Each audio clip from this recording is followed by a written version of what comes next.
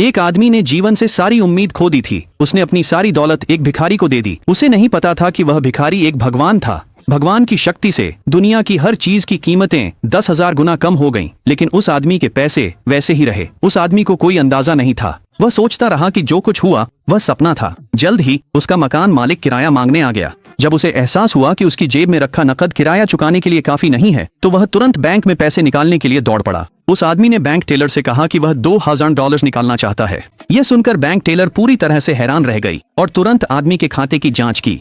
पुष्टि करने के बाद कि आदमी के खाते में सचमुच बहुत बड़ी रकम है, उसने बैंक मैनेजर को बुला लिया।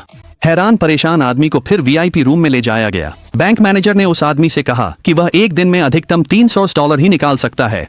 आदमी के पास इस व्यवस्था को मानने के अलावा कोई विकल्प नहीं था। मैनेजर की हैरानी के लिए आदमी ने $300 अपने बटुए में रख लिए। अगले दिन वह आदमी किराने की खरीदारी करने गया। जब वह भुगतान करने ही वाला था तो उसने देखा कि सारी चीजों की कीमत सिर्फ 1 सेंट प्रति आइटम है। जैसे ही वह आदमी उलझन में था, कैशियर ने उसे याद दिलाया कि अब भुगतान करने का समय है। तो उस आदमी ने एक $100 का नोट निकाला और कैशियर को दे दिया।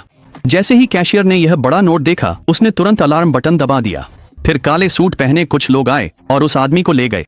ठीक उसी समय दुकान के मालिक ने उस आदमी को बचाया और अपनी कार में ले गया। दुकान के मालिक ने उस आदमी से कहा कि बिल तो पूरा शॉपिंग सेंटर भी खरीद सकता है। ये बातें सुनकर वह आदमी पूरी तरह से हैरान रह गया। जल्द ही दुकान के मालिक ने आदमी को शिष्टता से उसके घर छोड़ दिया। जैसे ही वह आदमी अपने दरवाजे पर पहुंचा, मकान मालिक ने उसे रोक लिया। पता चला कि वह आदमी पहले ही 2 महीने का किराया नहीं दे पाया था। हालांकि जब मकान मालिक ने आदमी के हाथ में नकद देखा तो वह खुश हो गया।